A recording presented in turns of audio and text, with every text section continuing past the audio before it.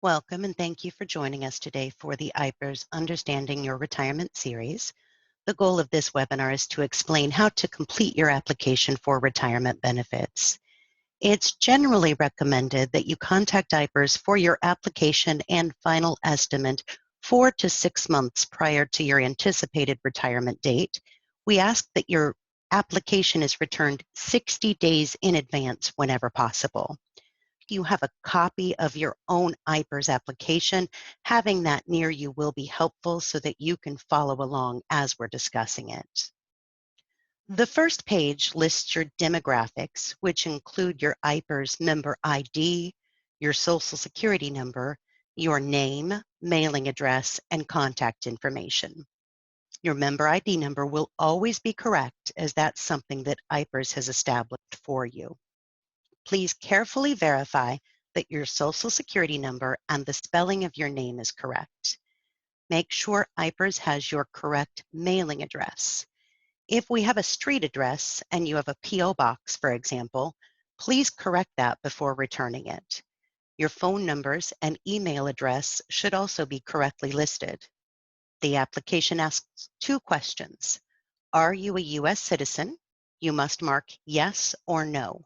If the answer is no, you must answer the following question. Are you a resident alien? If the answer is no to both questions, you must follow the instructions below. Please feel free to call IPERS if you have any questions. Below those 2 questions is a space for you to make any corrections or additions to the Social Security number, spelling of your name, address, phone numbers, or email. If you made the corrections above by crossing things out and writing beside them, that's okay too. Please note the instructions. Keep all pages together. You may mail, fax, or email your application to IPERS for processing.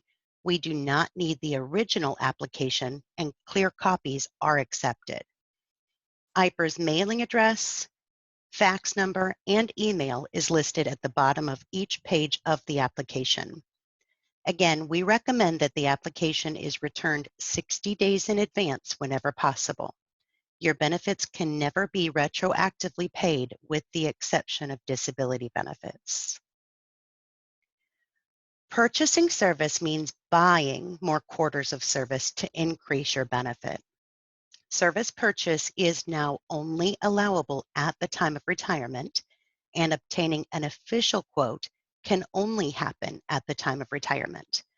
This page of your retirement application allows you to request an official quote, and if you do so, you'll receive a quote in the mail after we receive your final wages, and you'll have 6 months to act on that quote.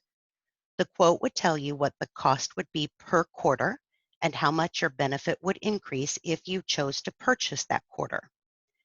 If you choose not to make a purchase, the quote will expire and no further action would be necessary. If you do make a purchase, your benefit will increase in the month that the purchase is completed forward. If you choose not to get a quote, you'll not have another opportunity. If you do want a quote, you must also submit an application for service purchase with your retirement application. That form can be found on our website, ipers.org, under Members and Forms. For more information regarding service purchase, please visit our website. IPERS members must submit proof of your date of birth with your application in the form of a clear photocopy. If you are including a birth certificate, infant baptismal certificate, U.S. passport, state of Iowa driver's license, or Iowa non-driver ID card, or a real ID card from any state, you do not need a second document. Other documents may be accepted, but in that case, you would need 2 forms of identification. Please see the list of what is acceptable for date of birth proof. If you choose option 4 or 6 for your retirement benefit, you must also submit your date of birth proof for your contingent annuitant. Their date of birth proof requirements are the same. Bona fide retirement means that you must leave all IPERS employers with no written or verbal contract, agreement, or plan to return, including non-covered positions. For example, perhaps a member has a full-time IPERS covered position and a second job mowing for their city. But because the mowing job is seasonal, the city doesn't pay into IPERS on their behalf. To qualify for a bona fide retirement, they must completely sever all ties with both employers, even if one isn't paying into IPERS, because they are both IPERS employers.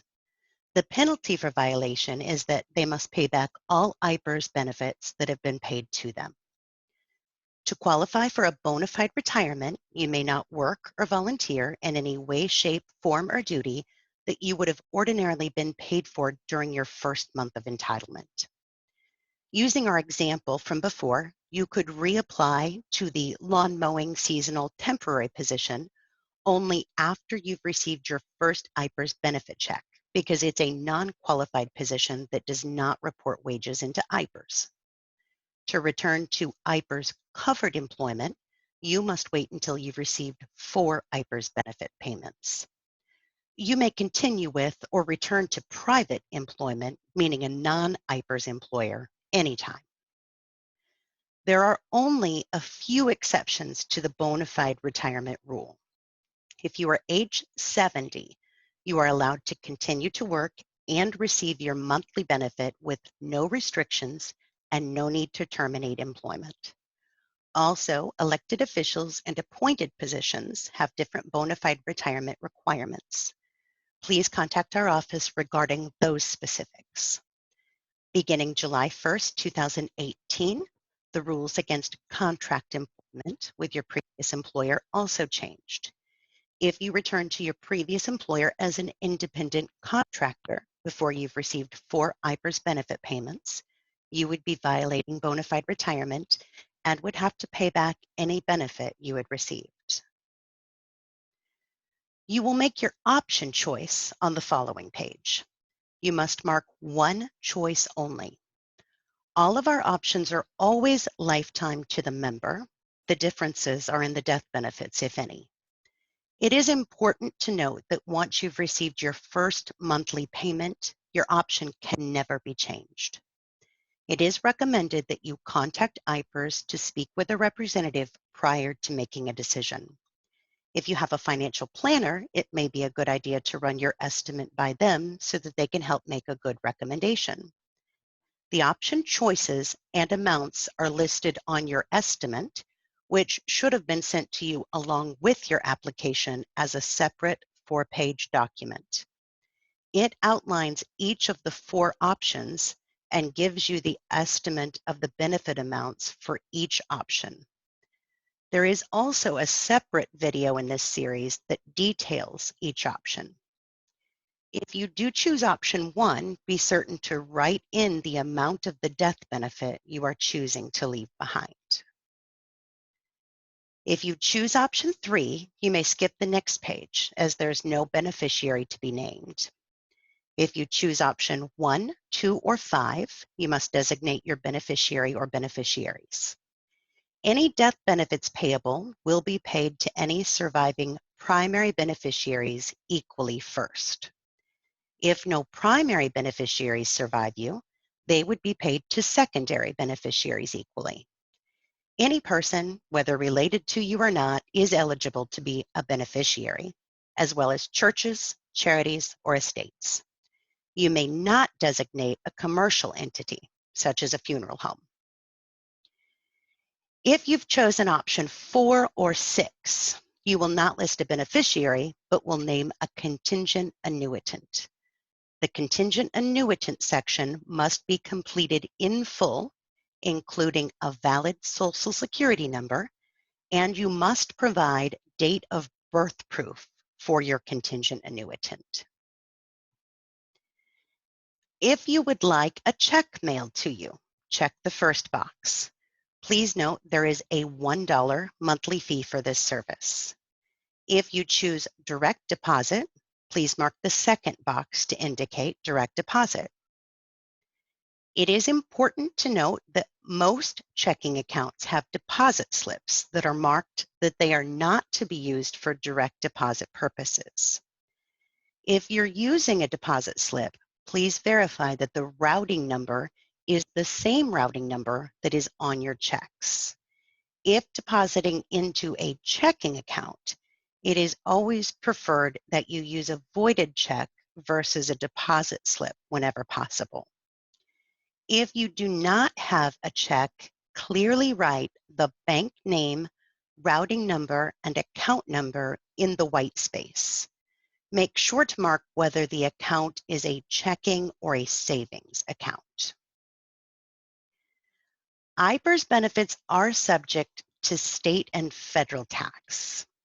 This W-4P is provided in your application. It will ask similar questions as your W-4 from work: single, married, married but withhold at a single rate, number of allowances, etc. The amount of taxes withheld will be dependent upon how you complete this form. There is not a specific set amount of taxes we will withhold from a monthly benefit. We will mail out a 1099-R every January. Unfortunately, at IPERS, we're not tax advisors and we're not permitted to give advice regarding taxes. However, no, you can change your taxes anytime by just completing another form available on IPERS.org under Retirees and Forms, or by logging into your account online at IPERS.org. For detailed tax information, please contact a tax advisor or review IRS Publication 575. As a general guideline, the lower the number of allowances, the more taxes IPERS will withhold. For example, 0 allowances, we will withhold the most. 1, we will withhold a little less, so on and so forth. If you live in the state of Iowa, we can withhold for Iowa taxes. We cannot withhold for taxes for any other state. If you have a disability, you will mark yes under retiring for a disability, and yes if have you or will you apply for Social Security disability or railroad disability benefits. If not, mark no and no. If yes, please answer the following questions. If you are retiring because of a disability, please also include the required documentation. If you have an employer verification of employment, no matter how long ago the employment may have been, it must be completed and returned with the application. Have your employer's HR or payroll person complete it and return it to you. Then make sure it comes back with the completed application altogether. A few things to note. You are not to complete this verification. It is for the employer alone to complete. Remember, it is generally to be completed by HR or payroll, and typically will be rejected if completed by anyone other than someone in those departments. IPERS will determine your first month of eligibility based on your termination date unless you wish it to be a specific month. We will begin your benefits as soon as we are able unless you wish to delay your benefit. If you should wish to delay your benefit, please write the month and year you would like to delay it to in the section at the top of the affidavit. I would strongly encourage you, before choosing to delay your benefit, to contact a retirement benefits officer and have them run the numbers for you to see if it benefits you to do so. The affidavit asks a few questions. Are you planning to return to employment with an IPERS covered employer after you start receiving IPERS benefits? If you have a written or verbal contract agreement or plan to return, please mark yes and let us know the date you'll be returning.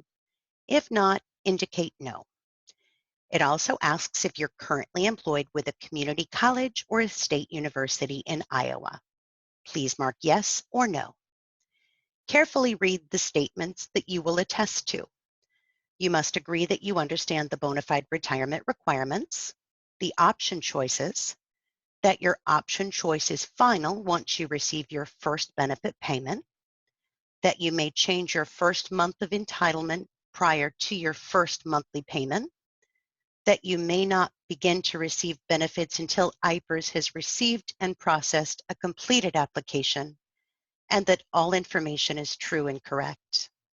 If any information is found to be incorrect, IPERS will adjust your benefit and any overpayment will be recovered. You're also certifying your tax elections. You will then mark whether you are married by clearly checking yes or no. The final page is just a checklist so that you can double check and make sure all is complete before you return your application to IPERS. To reiterate the final time, we generally recommend that you contact us 4 to 6 months prior to your anticipated retirement date to get your final estimate and application, and we do ask that your application is returned to us 60 days in advance whenever possible. Once we receive it in office, it is generally processed within a few weeks. If it is complete, you will receive a preliminary letter of award in the mail. Pay close attention to that letter. Review your first month of entitlement, your banking information, your option choice, your beneficiary information.